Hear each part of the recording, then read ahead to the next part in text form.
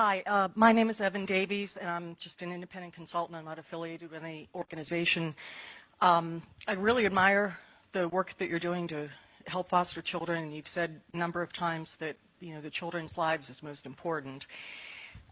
We had a murder a little while ago where 17 people, including many kids, were murdered in their schools. And how do you reconcile the children's lives are most important with the comments you've made to the media about it's naive and premature to talk about gun control, and that it's culture and not guns that is causing these horrible things?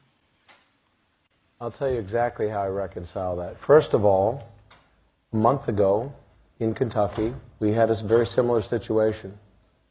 Made a very concerted effort to make sure that we removed the media circus from the healing process. So within 24 to 48 hours, you're probably not even aware, most people aren't, that I had a 15-year-old come into a school in Kentucky last month and shoot 16 children at point-blank range, 2 of whom died. A set of twins were both shot and taken to a level 1 trauma center. They lived. This is very real to me. I've sat with these families. You also probably are not aware of the fact that I buried my oldest child. Died under different circumstances, but went to school and didn't come home. She was 17 years old. I know exactly, not exactly, it's not possible to know exactly what another person's going through, but I know exactly what it feels like to bury your oldest child. I know what the impact is on a family. I don't come at this with a sense of sympathy, but empathy. The point that I've made that's been largely misconstrued, I'll reaffirm with you and tell you exactly why it comes from, where it comes from. This idea, just as solving this issue is able to be solved with a single law or rule or change, is naive and delusional. And so we shouldn't allow ourselves to entertain naive and delusional thoughts. It is part of a broader construct, just as this issue is. And the point that I made, that I'll reiterate, is that if we think that a part of what we are seeing is not a cultural problem, we're kidding ourselves. And the point that I've made is this. What has shifted in the last 10, 20, 30, 40, 50 years?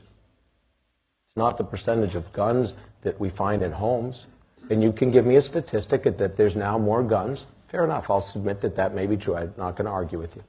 But the reality is there's fewer homes that have guns in them than there were 50 years ago when children didn't walk into schools and shoot themselves and shoot each other. That's a fact. You can confirm that. But I'll tell you this. When I was a kid, kids brought guns to school. Kids brought guns on the school bus. Kids brought guns to school in their own vehicles. Kids didn't shoot each other with them.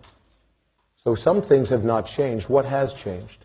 We as a culture, as a society, and it's very germane to this topic as well, we don't value human life like we did. We remove increasingly respect for the dignity of other people. You look at how rampant pornography is, the degradation and disrespect for women and for human life in general. It is so systemic. People of our age have not been exposed like our children have been. There's not a child in America that hasn't been exposed to pornography, I guarantee you, if they're above the age of 12. That's a fact. It is so systemic, it's horrific. And it desensitizes us at every turn. And so we're desensitized to the value and dignity of human life. We're desensitized through, and this is to the heart of what I said that you seem to take exception with, is that through violent video games, where literally you are encouraged, and you can roll your eyes all you want, man, but I will say this. You explain to me the value of a game that encourages somebody to go back and finish him off, where you get points for kill counts, and you slaughter people. We're desensitizing people to the value of life. And we see it through the lyrics and music, and we see it through television shows, and we see it through movies. We see it in the fact that the mores of this nation have changed. We see it through the fact that we increasingly want to remove any sense of moral authority from everything. I'll tell you again, we could have 1,000 sidebars, and you could agree or disagree as it relates to what I'm about to say. But in a nation where over the last 40 years, We've aborted 50-something million children. And we have multiple states with medically assisted suicide being provided by doctors. At both ends of the life spectrum, we're losing the value for life that we once historically had. You can say that's good, you can say it's bad, but it's a reality.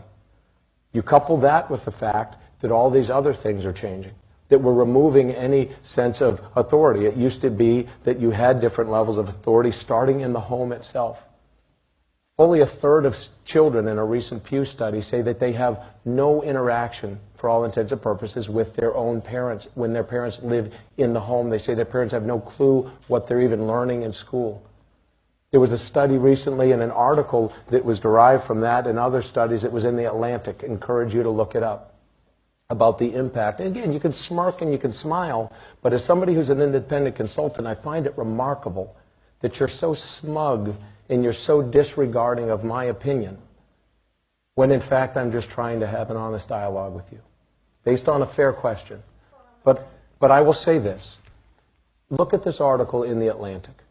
This article in the Atlantic talks about how young people are increasingly becoming suicidal and depressed because of the use of social media and the use of these personal devices and on-screen time. All these are part of a cultural issue. And this cultural issue, if we're not addressing it, we are kidding ourselves, because it also affects this issue we came here to talk about today, which is why these homes are broken, why so many children are finding themselves in government care, which is not the best solution. The government should not be raising our children, period. It just shouldn't. The fact of the matter is, we need people in the position like I am. And I had this same conversation less than an hour ago with the President of the United States. And I said to him, he should, I should. This whole room was full of cabinet secretaries and governors of other states. Those of us that are in a position of influence and the ability to say something, shame on us if we don't step up and call people to a higher authority. And there will always be those, including many in the media, whoever the messenger is, they're going to find the imperfection in that messenger. So if the messenger says we should do X, Y, Z as it relates to this issue or adoption and foster care, people will say, well, who is this person? They're an imperfect person. Well, so is every one of us. There's not a perfect person in America, but that doesn't mean we don't strive for perfection. There's not a perfectly morally upright person in America. That doesn't mean we don't espouse and aspire to reach for moral higher authority and expect more and demand more of our children. Shame on us if we don't sound the alarm. You want to take any kind of morality and change the mores of a nation, remove any sense of higher responsibility, try to pin it on any one thing and assume the government and a piece of regulation and a rule is the solution, and then we're shocked when these things happen, we're kidding ourselves.